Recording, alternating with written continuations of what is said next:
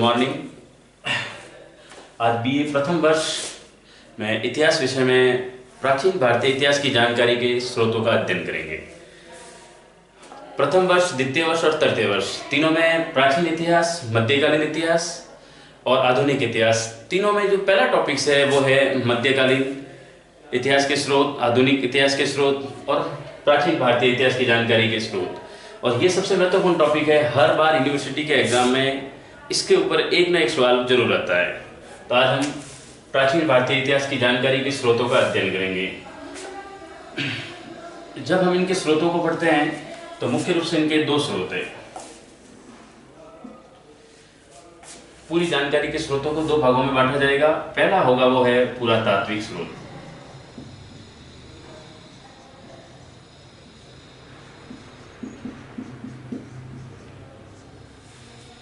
दूसरा है साहित्यिक स्रोत।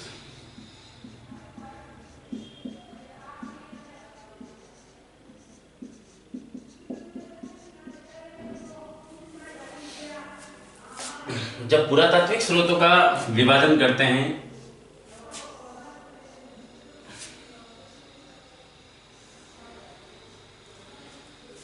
पहला होगा अभिलेख,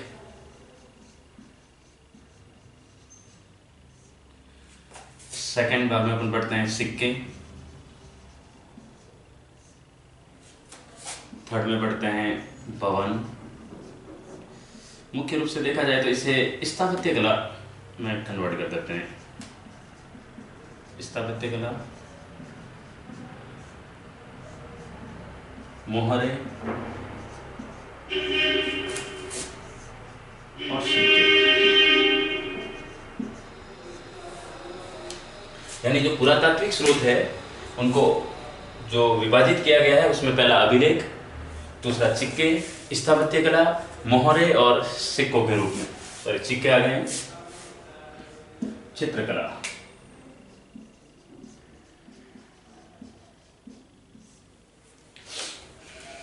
अब जब पुरातात्विक स्रोतों का अध्ययन करते हैं तो सिर्फ पुरातत्व जो सामग्री है उसी का अध्ययन करेंगे और उसके आधार पे इतिहास की हमें क्या क्या जानकारी प्राप्त होती है उन चीजों का विस्तृत वर्णन करेंगे। और ये सिर्फ और सिर्फ प्राचीन इतिहास के बारे में हमें जानकारी उपलब्ध करवाते हैं, तो प्राचीन इतिहास की जानकारी यहाँ उपलब्ध है। इसके अलावा जो साहित्यिक स्रोत है, साहित्यिक स्रोतों को भी वापिस दो भागों में बांटा गया है। एक होगा भारतीय साहित्य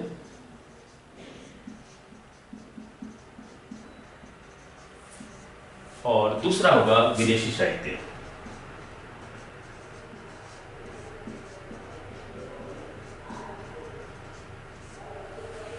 यानी इस साहित्यिक स्रोतों को भी दो भागों में बांटा गया है। भारतीयों ने जो साहित्य लिखा उसके आधार पे हमें प्राचीन इतिहास की जो जानकारी प्राप्त हो रही है वो भारतीय साहित्य में आएगा, और जो विदेशी यात्री आए उन्होंने जो अपने यात्रा वृत्तांत लिखे, अपने संस्मरण लिखे, वो आएंगे विदेशी साहित्य में।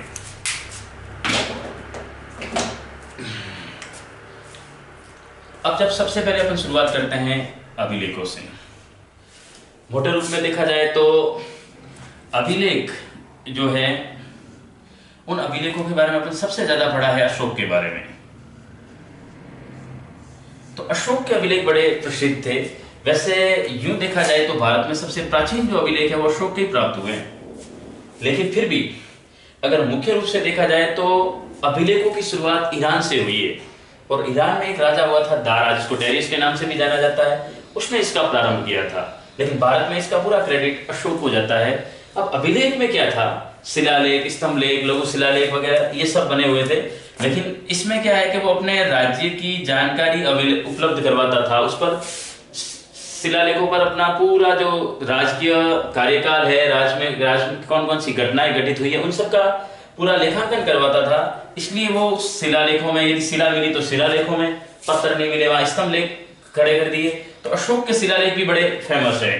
अब देखो, भारत में अशोक ने शुरुआत की, लेकिन अगर पूछा जाए कि भारत में अशोक के अभिलेखों की खोज किसने की थी, एक आदमी का नाम याद रखना है, टिफेन थैलर। टिफेन थैलर जो आदमी है, इसने आकर के भारत में अशोक के अभिलेखों को खोजा था। लेकिन खोज तो लिया, लेकिन कहते हैं इसके ऊपर जो लिपि लिखी गई उस लिपि को पढ़ा किसने सबसे पहले, तो जो लिपि को पढ़ा वो था जेम्स प्रिंसेप। और कभी पूछ लिया जाए कब पढ़ा, तो 1836 में इसने ब्राह्मी लिपि का अध्ययन सबसे पहले किया था। इस प्रकार अशोक के जो अभिलेख है, अब अशोक के अभिलेख में आपने नाम पढ़े हैं, जो प्रमुख अभिलेख है इसके, माशकी, गुर्जरा, बरहुत, मानसेरा, शाहबाजगढ़ी, और अपने एक राजस्थान में मध्य प्रदेश में भी था जिसको कहते हैं बैराट या बाबरू। इस प्रकार जो ये अभिलेख है, अभिलेखों से भी हमें जानकारी प्राप्त होती है कि उस समय का जो इतिहास था, उस समय जो राजकीय कार्यकाल थे या राजवंश थे, वो किस प्रकार अपनी शासन व्यवस्था चलाते थे। तो पहला सोर्स अपने पास पुरातात्विक सामग्री में अभिलेख के रूप में आएगा। इसके अलावा गुप्त काल में भी अभिलेख खूब लिखे गए, जूनागढ़, गिरनार वाला, इसके अलावा मंदसौर का अभिलेख। तो कहते हैं कि एक सबसे फेमस समुद्रगुप्त का प्रयाग प्रशस्ति थी, तो उनसे भी हमें जानकारी प्राप्त होती है कि किस समय कौन सा अभिलेख लिखा गया, और उन अभिलेखों को आज अगर अपन पढ़ते हैं तो उससे उस काल के बारे में, उस पूरे कालखंड के बारे में जानकारी प्राप्त होती है। सेकंड नंबर पे पढ़ते हैं सिक्के। सिक्कों से भी अगर वर्तमान दौर में सिक्के भी देखे तो हमेशा पता लगता है कि जैसे कोई सिक्का 1955 का, 1960 का, तो उस समय कौन किस पद पर था, या कौन कोई किसी व्यक्ति विशेष का कोई चित्रांकन किया गया होता है, तो उसकी जानकारी हमें प्राप्त होती है कि इस समय मोस्ट वैल्यूएबल चीजें क्या रही होगी। तो सिक्कों से भी किसी न किसी के बारे में जानकारी प्राप्त होती है। अब सिक्कों के बारे में पढ़ा जाए, कहते हैं कि सिक्के तो वैसे भारत में आए तो खूब है, लेकिन सबसे ज्यादा जानकारी सिक्कों के बारे में गुप्त काल में आती है। गुप्त काल में एक राजा हुआ था घटोत्कच, उसने कच्छ आकार के सिक्के निकाले थे। इसके अलावा चंद्रगुप्त प्रथम ने सिक्के निकाले देवी चंद्रगुप्तम नाम से।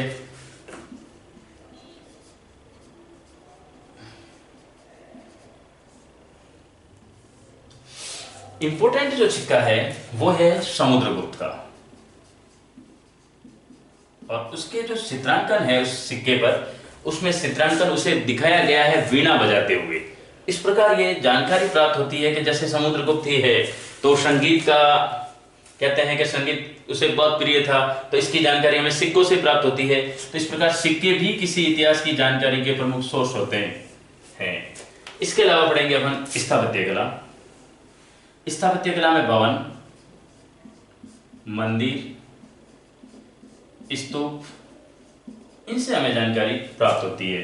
भवन तो अगर देखें तो मोहनजोदड़ो, हड़प्पा, इन सब के विशाल स्नानागार, विशाल अन्नागार, इनसे भी हमें जानकारी प्राप्त होती है कि उस समय की क्या स्थितियां थी, परिस्थितियां थी। इसके अलावा मंदिर, मंदिर गुप्त काल की देन है, और गुप्त काल में बहुत बड़े बड़े मंदिर बने। राजराजेश्वर का मंदिर, दशावतार मंदिर। तो इसका मतलब जो मंदिर बन रहे हैं उन मंदिरों से भी हमें उस काल की जानकारी प्राप्त होती है। और स्तूप, स्तूप भी बड़े प्रसिद्ध थे गुप्त काल में और मौर्य काल में। अब कहते हैं स्तूप जो थे वो सांची, बरहुत, अमरावती, ये बड़े फेमस स्तूप थे, और इनसे भी हमें जानकारी प्राप्त होती है कि उस समय के घटनाक्रम क्या थे। तो इसका मतलब स्थापत्य कला भी जानकारी के सोर्स में प्रमुख है। फिर आती है मोहरें। देखा जाए तो मोहरों का प्रारंभ तो हड़प्पा में ही अपने देखा है, वैदिक काल में भी मोहरें थी। अब मौर्य क्या है, जैसे किसी राजवंश में भी मौर्य थी तो उसके जीवन काल के घटनाक्रम उस पे अंकित होते थे। हड़प्पा में तो जो मोहरें थी उस पे पूरी लिपि लिखी हुई है। जरूर वो रहस्यमयी है, हमें आज दिन तक हम उसको पढ़ नहीं पाए, या कोई पुरातत्वविद उसको पढ़ नहीं पाया, लेकिन फिर भी जानकारी का सोर्स तो है कि भाई मोहरों पर भी कुछ न कुछ लिपियां लिखी हुई होती है, कुछ न कुछ चित्रांकन किए होते हैं, जिससे हमें उस काल खंड की जानकारी प्राप्त होती है। इसके अलावा जो इंपोर्टेंट है वो है चित्रकला।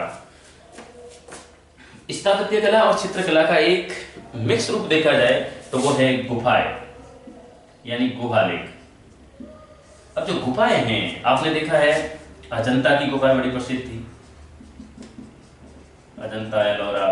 इसके अलावा बाघ, अगर इनको देखा जाए तो इनके गुफाओं में पत्रों पर बड़े जबरदस्त चित्रांकन किए गए हैं, उस कालखंड की जानकारी बताते हैं। जैसे मरणासन राजकुमारी का अजंता से एक चित्र है। इसके अलावा भगवान बुद्ध की जातक कथाओं का उस पर चित्रांकन किया गया है। इसका मतलब ये हुआ कि उस समय की क्या परिस्थितियां रही होगी उसको चित्रों के माध्यम से उकेरा गया, तो उसी कालखंड को हम उस चित्रों के माध्यम से भी समझ सकते हैं। इस प्रकार चित्रकला भी हमारे जो पुरातात्विक स्रोत है उसका एक महत्वपूर्ण भाग है। ये तो है प्राचीन इतिहास को समझने के लिए पुरातात्विक स्रोत। एक बार इसका नोट डाउन कर लो, स्क्रीनशॉट लेना है तो स्क्रीनशॉट ले लीजिए। इसके अलावा अपन पढ़ेंगे अब साहित्यिक स्रोत।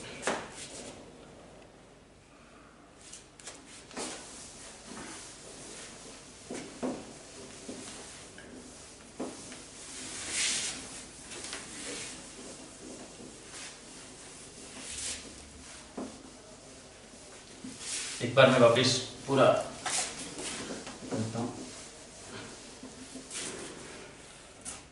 अब आपके जो दूसरा खंड है वो है साहित्यिक स्रोत। ये थोड़ा बड़ा है, इसको मैंने यहां से प्रारंभ कर दिया। ये सेकंड भाग है। जो साहित्यिक स्रोत है उस साहित्यिक स्रोतों को भी मैंने अभी बताया दो भागों में बांटा गया था। जो एक है महत्वपूर्ण रूप से वो है भारतीय साहित्य, यानी जिसकी रचना भारतीयों के द्वारा भारत में की गई, तो भारतीय साहित्य।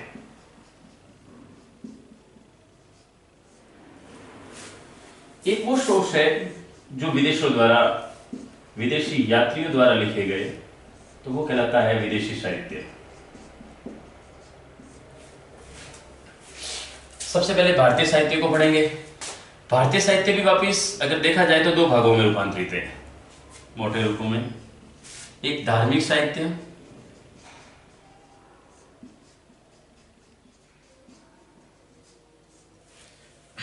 और दूसरा धर्मेतर।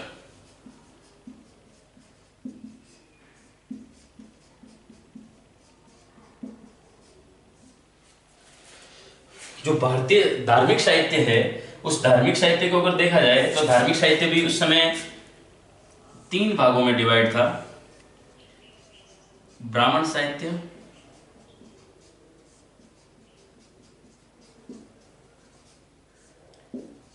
जैन साहित्य और बौद्ध साहित्य।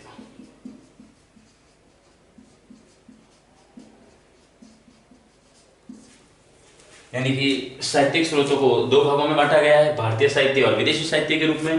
फिर जो भारतीय साहित्य है उसके भी वापस दो भाग डिवाइड किए गए। एक धार्मिक साहित्य यानी जो सिर्फ धर्म से रिलेटेड है, और दूसरा जो धर्मेतर यानी जो धर्म को छोड़ करके है, यानी वो धार्मिक ना होकर के धर्म से परे है, यानी कि लौकिक जीवन पर आधारित है, तो वो धर्मेतर साहित्य हो जाएगा।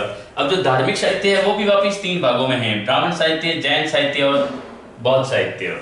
अब अगर ब्राह्मण साहित्य को देखें तो जो ब्राह्मण साहित्य के भाग है उनको अपन बारी बारी से देखते हैं। ब्राह्मण साहित्य में जो पहला भाग अपन पढ़ेंगे वो पढ़ेंगे वेद। इसके अलावा वेदांग,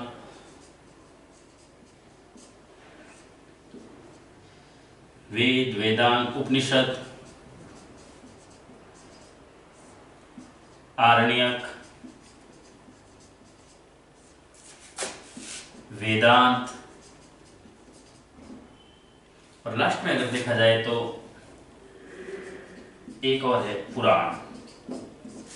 यानी कि जो ब्राह्मण साहित्य है उसमें भी अलग अलग डिवाइड किए गए हैं, वेद, वेदांग, उपनिषद, आरण्यक, वेदांत और पुराण, इनके बारे में बताया गया है। तो इसका मतलब ब्राह्मण साहित्य है ये भी अपने प्राचीन इतिहास की जानकारी का प्रमुख साधन है, जिसमें मुख्य रूप से वेदों के अध्ययन से अपने को उस कालखंड का पता चलता है। और वेद की तो शुरुआती ही ऋग्वेदिक काल में हुई है, जिसमें पहला ऋग्वेद ही था और वेद 4 थे, ऋग्वेद, यजुर्वेद, अथर्ववेद और सामवेद। इसका मतलब वेदों से उस कालखंड की हमें पूरी जानकारी प्राप्त होती है। वैदिक काल की तो विशेष रूप से होती है। तो इसका मतलब वैदिक भी हमारे प्राचीन भारतीय इतिहास की जानकारी का प्रमुख सोर्स होगा। इसके अलावा वेद के साथ कुछ अंग भी जोड़े गए, तो वो वेदांग हुए, वो भी प्राचीन इतिहास में जोड़े गए थे। तो इसका उसी जानकारी को अपने को अवेलेबल करवा रहा है। उपनिषद भी आरण्यक भी, वेदांत भी और पुराण भी। पुराण तो वैसे आपने पढ़े 18 पुराण होते हैं, तो इन सब से हमें प्राचीन इतिहास की जानकारी प्राप्त होती है और ये सभी ब्राह्मण साहित्य का हिस्सा है। इसके अलावा पढ़ेंगे जैन साहित्य। जैन साहित्य में अगर मुख्य रूप से देखा जाए तो ये तो कल्पसूत्र, दूसरा देखा जाए तो भगवती सूत्र। ये जैन ग्रंथ है और इन ग्रंथों के माध्यम से हमें जब जो जैन साहित्य हुआ वो जैन काल के बारे में बता, उस कालखंड में जितना इतिहास लिखा गया उसमें कुछ ना कुछ हिस्सा इनमें भी शामिल था। जैसे भगवती सूत्र फेमस ग्रंथ है जैन साहित्य का और इसमें लिखा हुआ है 16 महाजनपदों का वर्णन। इसका मतलब जिस समय प्राचीन इतिहास में 16 महाजनपद थे उनका उल्लेख भगवती सूत्र में भी किया गया है। इसके अलावा पढ़ेंगे हम बौद्ध साहित्य। अगर बौद्ध साहित्य को ध्यान से देखें तो इसमें अभिधम पिटक,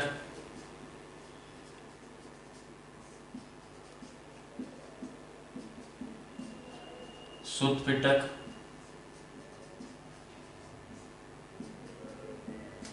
विनय पिटक,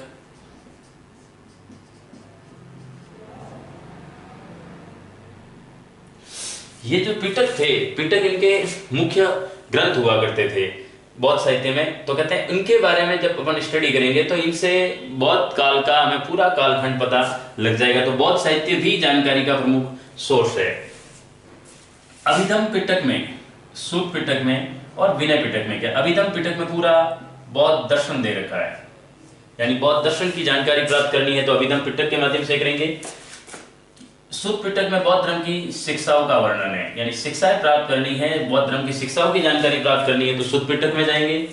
और बौद्ध धर्म के जो नीति नियम है उन नियमों को पढ़ना है, नियमों की जानकारी प्राप्त करनी है तो इसका मतलब अपने को जाना पड़ेगा विनय पिटक में। इस प्रकार ब्राह्मण साहित्य उस कालखंड को, ब्राह्मण कालखंड को पूरा दर्शा रहा है। जैन साहित्य जिस समय महाजनपद काल थे उसमें और उसके उत्तरोत्तर काल में भी इसकी जानकारी अवेलेबल करवा रहा है और बौद्ध साहित्य भी हमें प्राचीन इतिहास की जानकारी अवेलेबल करवाता है।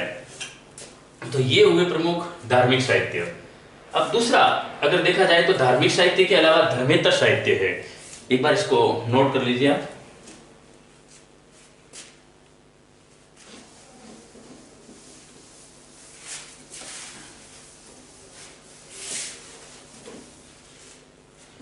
अब जो धर्मेतर साहित्य है ये उस दौर में लिखे गए कुछ सामान्य ग्रंथ है। जैसे सबसे पहले अगर देखा जाए तो चूंकि भारतीय साहित्य को पढ़ रहे हैं तो भारतीय साहित्य में सबसे पहले आएगा अर्थशास्त्र, जो कौटिल्य ने लिखा था। इसी का नाम चाणक्य था और ये विष्णुगुप्त भी था, यानी ये तीनों एक ही पर्सन है। तो धर्मेतर साहित्य में पहला अर्थशास्त्र। अर्थशास्त्र से हमें मौर्य वंश की जानकारी मिलती है, विशेष करके घनानंद का काल, चंद्रगुप्त मौर्य का, और चंद्रगुप्त मौर्य और घनानंद के काल के बारे में हमें पूरा विस्तृत अध्ययन मिलता है इसमें। अर्थशास्त्र के अलावा उस समय एक और इंपॉर्टेंट ग्रंथ था जो कलहण ने लिखा था, राजतरंगिणी।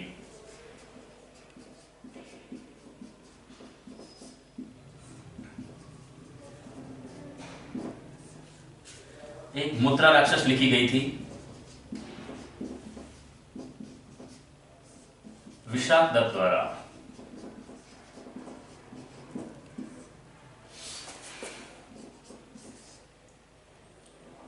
राजतरंगिणी के एक किरातार्जुनियम लिखी गई थी।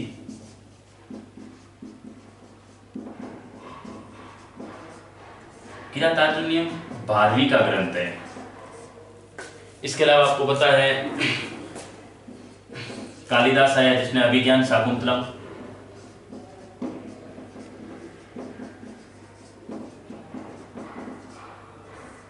मेघदूत, ऋतुसंहार, रघुवंशम इत्यादि ग्रंथ लिखे। ये सब कालिदास ने लिखे थे। इसके अलावा भी है, मतलब ये है कि उस दौर में प्राचीन इतिहास में किन किन ग्रंथों से हमें क्या क्या जानकारी प्राप्त होती है, उसके लेखक क्या थे, वो चीज है। तो इसका मतलब धर्मेतर साहित्य ने भी बहुत बड़ा रोल निभाया है। इसके अलावा अगर देखा जाए तो एक अमरकोश लिखा था अमर सिंह ने, अमर सिंह द्वारा रचित है। अमर सिंह और कालिदास ये दोनों चंद्रगुप्त द्वितीय के दरबारी थे, यानी उनके जो 9 रत्न थे उनमें दोनों शामिल थे। अमरकोश व्याकरण पर आधारित ग्रंथ है। इसका मतलब इस प्रकार भाई बहुत सारे ग्रंथ लिखे गए हैं उस कालखंड में, लेकिन फिर भी जो ग्रंथ मैंने बताए हैं उसके आधार पे हम इतना कह सकते हैं कि धर्मेंद्र साहित्य ने भी हमें भारतीय साहित्य को देखा जाए तो उसमें प्राचीन इतिहास को समझने में बहुत बड़ी भूमिका निभाई है। इसके अलावा पढ़ेंगे अपन विदेशी साहित्य। जो विदेशी साहित्य है उसको भी मुख्य रूप से 3 भागों में बांटा गया है।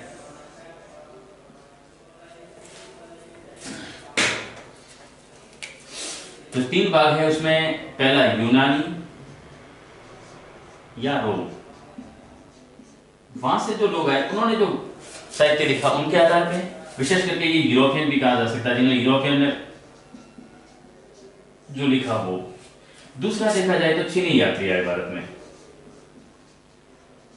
और एक प्राचीन काल के कहते हैं अंत समय में भारत में कुछ अरबी यात्री भी आए, उन्होंने भी भारत के बारे में कुछ लिखा।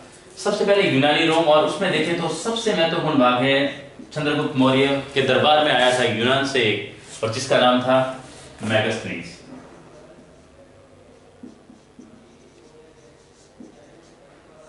मैगस्थनीज ने ग्रंथ लिखा था इंडिका।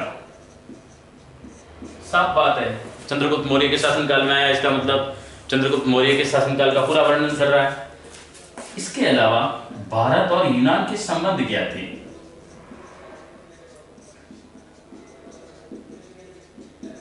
भारत और यूनान संबंधों पर एक पुस्तक लिखी गई जिसमें उसके कुछ भाग दिए गए हैं। हिस्टोरिका पुस्तक थी। इसका मतलब हिस्टोरिका हेरोडोटस ने लिखी थी, पर यही इतिहास का पिता कहा जाता है।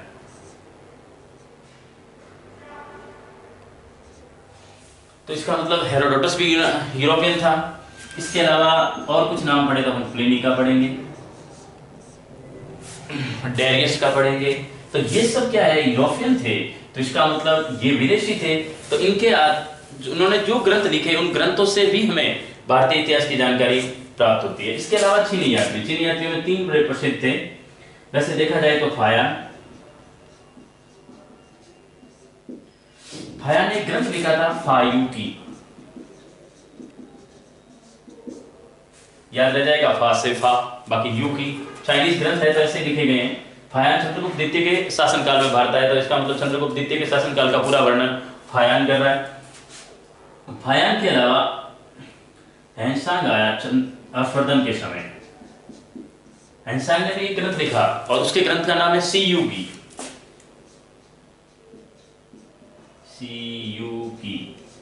अब देखो दोनों नाम सेम है, तो आपके लिए सीधा सा याद रह जाएगा कि फायान ने फा से फा करना है। फायान ने फायूकी लिखी थी और चंद्रगुप्त द्वितीय के कालखंड को वर्णित कर रहा है, और हैंसांग ने सीयूकी लिखा था जो हैंसांग के शासनकाल का वर्णन कर रहा है। इसके अलावा एक और आया था इत्सिंग, इसने भी लिखा। वैसे तो कहते हैं तिब्बत से तारानाथ वगैरह भी आए थे, उन्होंने भी लिखे, लेकिन मोस्टली इन तीनों को पढ़ना है। ये चीनी यात्री है जिन्होंने भारत के कालखंड को लिखा। इसके अलावा अरबियों में अगर पढ़ा जाए तो एक अल मसूदी था, उसने भारतीय यात्रा वृत्तांत लिखा है। एक अल बरूनी था जिसने तारीख किताबुल हिंद, आपने मिडाइवल में जब चीज पढ़ी आओगे तब इस चीज को वापस पढ़ोगे, तो कहते हैं कि अल बरूनी जो है उसने भी किताबुल हिंद में भारतीय कालखंड का वर्णन किया, जो प्राचीन कालखंड था। इसके अलावा एक रहता पुस्तक लिखी गई जो इब्न बतूता ने लिखी थी, उसमें भी प्राचीन इतिहास का वर्णन किया गया। यानी विदेशी जो यात्री आए, उन विदेशी यात्रियों ने भारत के बारे में जो लिखा उसके आधार पर हम कह सकते हैं कि जो प्राचीन भारतीय इतिहास की जानकारी के स्रोत है उनमें साहित्यिक स्रोत बड़े महत्वपूर्ण भूमिका निभा रहे हैं, और उनके माध्यम से हम पूरे का पूरा प्राचीन इतिहास समझने में, मतलब कहते हैं कि समझने में बिल्कुल आसानी हो जाती है प्राचीन इतिहास को समझने में। ये था पूरा प्राचीन भारतीय इतिहास की जानकारी के स्रोत। कल के दिन में नए टॉपिक के साथ आएंगे। धन्यवाद।